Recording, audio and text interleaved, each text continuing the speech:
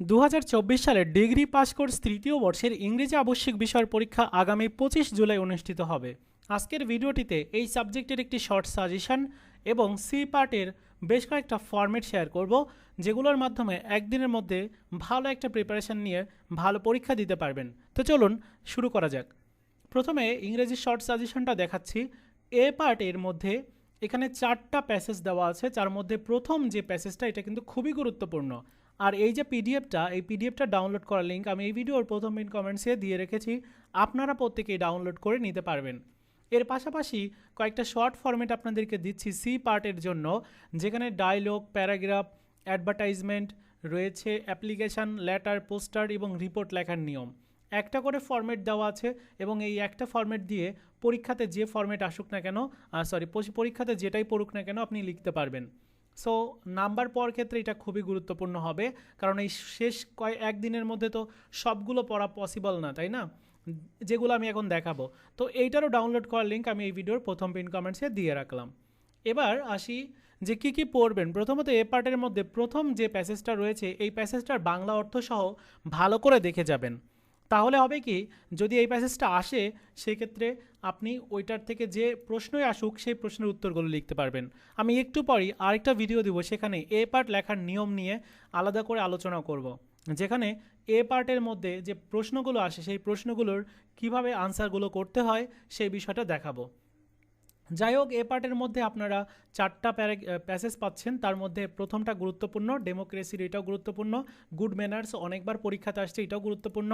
এবং আরেকটা দেওয়া আছে, এইটাও গুরুত্বপূর্ণ। মোটামুটি এই 4টা একটু ভালো করে দেখে যাবেন, কারণ এগুলো তো আসলে কমন আসে না, ওইভাবে পড়লেও আপনার কোনো লাভ হবে না। এদিকে সি পার্টের মধ্যে প্যারাগ্রাফ অংশের মধ্যে আমার কাছে মনে হচ্ছে ট্রি প্ল্যান্টেশনটা 100% আসবে।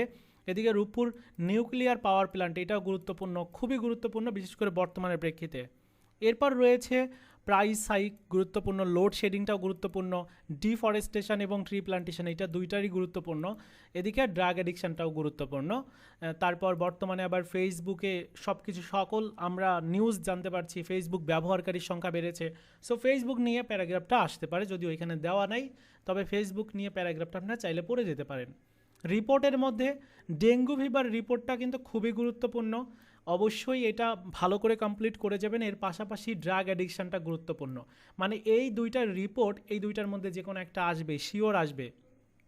এরপর যদি ইনফর্মাল লেটার দেখি, তাহলে ইনফর্মাল লেটার এখানে 3টা আছে, 3টার মধ্যে 3টাই গুরুত্বপূর্ণ, ভালো করে পড়বেন।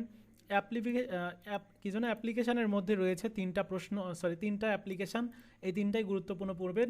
বিশেষ করে ডেঙ্গু, এই যে ডেঙ্গু নিয়ে যেটা রয়েছে এটা গুরুত্বপূর্ণ, খুবই গুরুত্বপূর্ণ। রেজিস্ট্রেশন কার্ড হারিয়ে গেছে, এই সম্পর্কে গুরুত্বপূর্ণ রয়েছে।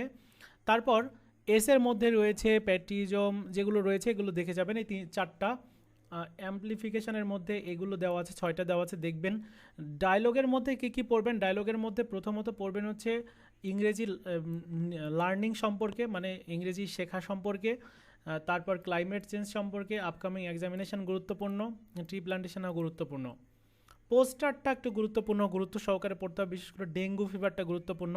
এবং ছোট ছোট বাচ্চাদের বর্তমানে মোবাইলের উপরে যে বলা যায় অ্যাডিকশান হয়ে গেছে, এটা নিয়ে একটা পোস্টার, মানে সতর্ক করতে হবে সবাইকে, সেই সম্পর্কে একটা পোস্টার লিখতে হবে। এটা আমার কাছে মনে হচ্ছে চলে আসবে এবার।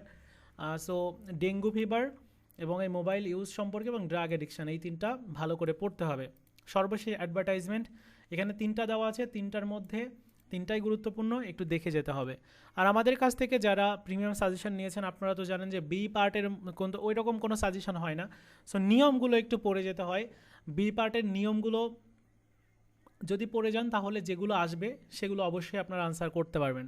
তো বি পার্ট যদি আপনি নিতে চান অবশ্যই আমাদের হোয়াটসঅ্যাপে যোগাযোগ করবেন, যোগাযোগ করে বি পার্টের সাজেশনগুলো নিয়ে নেবেন।